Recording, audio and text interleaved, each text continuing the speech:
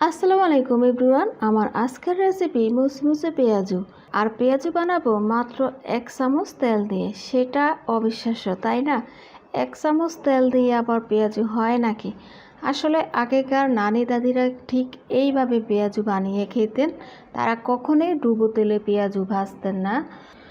তারা সব সময় অল্প তেলেই কিন্তু পেঁয়াজুটাকে ভেজে খেতেন। তো তারই প্রসেসটা আজকে আমি আপনাদের সঙ্গে শেয়ার করব। আর এই পেঁয়াজুটা একসঙ্গে বানিয়ে আপনারা চাইলে পুরো রমজান মাসের জন্য সংরক্ষণ করে রেখে দিতে পারেন। তাহলে চলুন দেখে নেওয়া যাক আমার আজকের রেসিপি। পেঁয়াজু বানানোর জন্য লাগবে আমাদের ডাল। তো এখানে আমি 1 কাপ পরিমাণ খেসারির ডাল নিয়েছি, আর নিয়েছি 1 কাপ পরিমাণ মশারির ডাল। এতে করে পেঁয়াজুর টেস্ট খুবই ভালো আসে, তাই আমি মশারির ডাল অ্যাড করেছি। আপনারা চাইলে স্কিপ করতে পারেন। তো পানি দিয়ে এখন আমি ডালটাকে খুব ভালো করে কষলিয়ে ধুয়ে নিব। ডালটাকে ধুয়ে পরিষ্কার পানি দিয়ে ভিজিয়ে রাখবো আমি এখন আধা ঘন্টার জন্য। এতে করে ডালটা অনেক বেশি নরম হয়ে যাবে। তো আধা ঘন্টা পর কিন্তু আমি একটি চালনিতে ডালটাকে নিয়ে নিয়েছি, পানিটাকে ছেঁকে নিয়েছি। আর ডালটা কিন্তু এখন অনেকটাই নরম হয়ে গেছে। পেঁয়াজের জন্য কিন্তু আমাদের ডাল এখন পারফেক্ট হয়ে গেছে। তো ডালটাকে এখন আমি একটি ব্লান্ড করে নিয়ে এসেছি। তো ব্লান্ডারে ব্লান্ড করলে কিন্তু ঠিক এরকম একটুখানি নরম হয়ে যাবে, তবে এতে কোনো সমস্যা না। পেঁয়াজের স্বাদ কিন্তু একই রকম আসবে, কোনো ডিফারেন্স থাকবে না। তো পেঁয়াজের জন্য যা যা উপকরণ লাগবে নিয়ে নিয়েছি। 1 কাপ পরিমাণ পেঁয়াজ কুচি, স্বাদ মতো কাঁচামরিচ কুচি অ্যাড করব, হাফ টিস্পুন হলুদের গুঁড়া দিয়ে দিব, পরিমাণ মতো লবণ অ্যাড করব। তো এদিকে নিয়েছি 1 টিস্পুন করে আদা রসুন বাটা। তবে আদা রসুন আপনারা যদি না চান খেতে তাহলে স্কিপ করতে পারেন, তবে আমি আমার ভালো লাগার জন্য আদা রসুনটা অ্যাড করেছি। এতে করে ফ্লেভার ভালো আসে। অল্প উপকরণেই পেঁয়াজুটাকে আমি বানিয়ে নিব। আর অ্যাড করে দিলাম ধনিয়া পাতা কুচি, দিয়ে সম্পূর্ণ ডালটাকে খুব ভালো করে এখন মাখিয়ে নেব।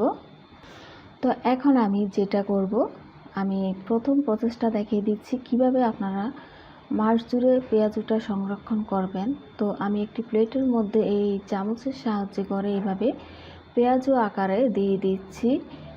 তবে আপনারা চাইলে ছোট কিংবা বড় করেও পেঁয়াজুটাকে বানিয়ে নিতে পারেন। আমি আমার পছন্দ মতো শেপ দিয়ে নিচ্ছি। ঠিক এইভাবে করে দিয়ে ডিপ ফ্রিজে রেখে দিব 1 ঘন্টার জন্য।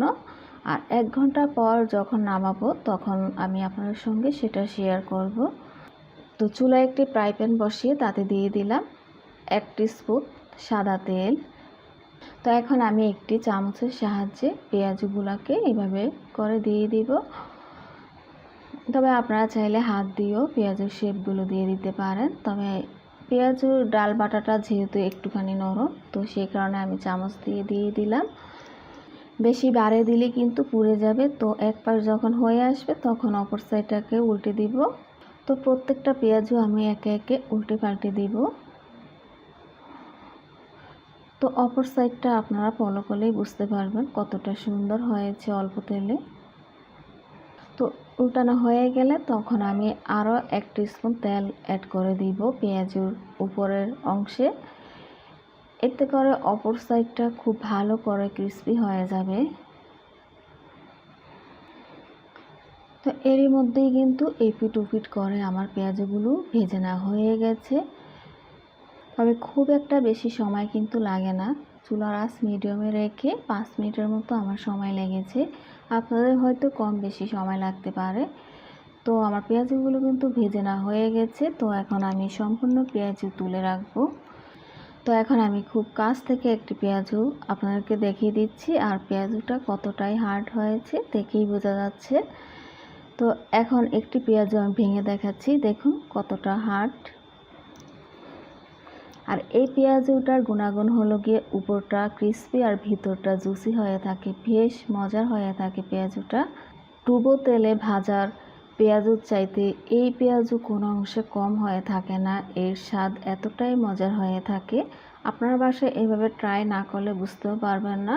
আর এটা স্বাস্থ্যের জন্য অনেক বেশি হেলদি। তো এদিকে আমি ফিরে আসলাম 1 ঘন্টা পর। আমি পেঁয়াজগুলোকে ফ্রিজ থেকে নিয়ে আসলাম। তো এখন আমি একটি স্প্যাচুলার সাহায্যে পেঁয়াজগুলো তুলে নিব। আর এই পেঁয়াজগুলো কিন্তু এখন অনেক বেশি শক্ত হয়ে গেছে, তো অবশ্যই ডিপ ফ্রিজে রাখবেন। তো পেঁয়াজগুলোকে তুলে নিয়ে একটি এয়ারটাইট কন্টেনারে আমি একে একে নিয়ে নিচ্ছি। একেবারে বানিয়ে পুরো রমজানের জন্য সংরক্ষণ করে রেখে দিতে পারেন। যখন ভাজবেন তখন ঠিক ভাজার 10 মিনিট আগে ডিপ ফ্রিজ থেকে নামিয়ে নেবেন আর ভেজে গরম গরম পরিবেশন করে নিতে পারেন। তো আশা করি আজকের সংরক্ষণ পদ্ধতি আপনাদের ভালো লেগেছে, আর ভালো লাগলে চ্যানেল সাবস্ক্রাইব করবেন। আজকের মতো এখানে বিদায় নিচ্ছি। আল্লাহ হাফেজ।